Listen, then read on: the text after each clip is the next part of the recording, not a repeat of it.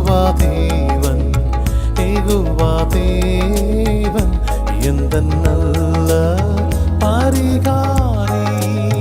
யெகோவா தேவன், யெகோவா தேவன் எந்த நல்ல பரிகாரி. எல்லாம் கரங்களை உயர்த்தி ஆமென்.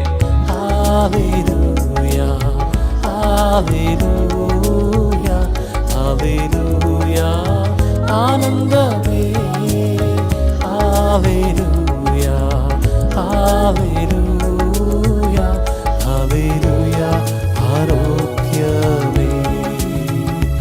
ஹalleluya ஆரோக்கியமே.